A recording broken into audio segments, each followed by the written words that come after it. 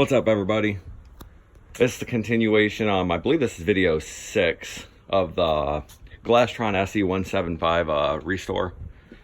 As you can see, everything's still ripped quite a bit apart right now, but right down there I did manage to do all of the fabrics. So all of the fabrics are done, cut, sewn, and they're ready to be installed. So today what I've chose to do is going to be doing all the resin on all the pieces that were cut. In the previous videos you can see where I actually cut all these pieces, but I'll show you some of these pieces right here.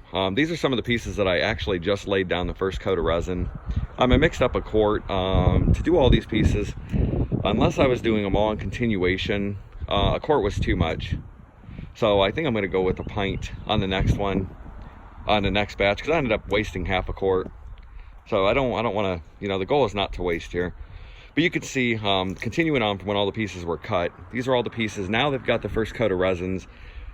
Now, if you've noticed, I've got pieces down here that are laying on the ground. Now, these pieces here are going to be different than these pieces here. These pieces here are what I call non-important pieces, I guess is how you'd put it. Something that's not going to have a lot of exposure to the elements.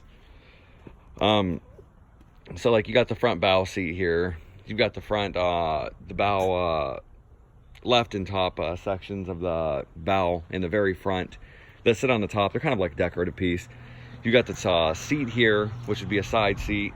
You've got another seat here, which would be the, well, these are the port and stern seats. But down here, now these pieces here, I haven't decided yet what I'm going to do with them. I may just coat them in resin and just call it a day, along with these ones here. But now these pieces here, these are your big long, this is your back seat, and this would be your back hatch cover right here. These are actually going to get a layer of fiberglass put over top of them before I throw resin down on them. Now the reason I'm doing that is because I figured they are exposed to all elements, so it's just easier just making sure, doing kind of like a one and done type deal. Let me take it to the shed here. I'm going to show you my little mixing area here. All right. So just to give everybody a heads up of what I'm doing here. This is the resin that I ended up buying. Let's see if I can spin it around here so you guys can see it.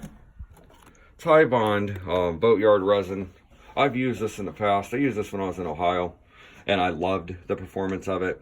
Now, as you can see, I've got the high bond resin there. I've got the acetone. I've got the paraffin styrene wax. It comes with the hardener already. Now, if you noticed on this container here, it's actually been marked. See where it says quart? So I marked it at quart at 32 ounces. So when I mix it up next time, I'm going to go 16 ounces. If you've noticed there, I've got paraffin where it says ½ ounce to 1 ounce. So I ended up getting a little mixing cup. It did not come in cc's or ounces, so 1 ounce is roughly equating to 30 milliliters. And as you can see, I've got it marked here, paraffin as well.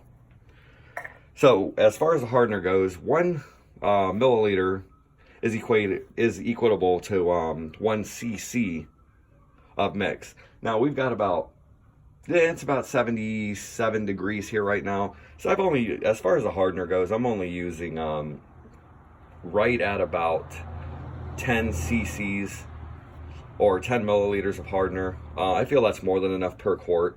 Now I'm going to drop it down because I'm going to go to the 16 ounces. It's actually going to get dropped down to 5 cc's or 5 milliliters at 16 ounces.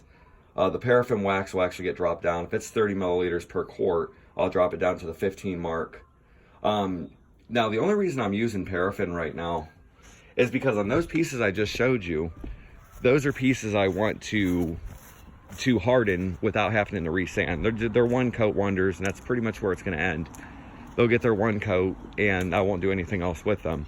These pieces here, they will also have the paraffin additive because they're going to get the one coat with the fiberglass over top, the fiberglass mat, just to give it extra strength and durability as far as the weather conditions and such.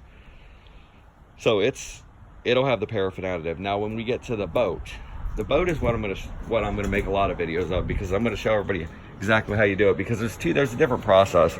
At this point, when you're doing layup on the flooring, you're not going to add the paraffin right off the bat. The paraffin is actually your final layer.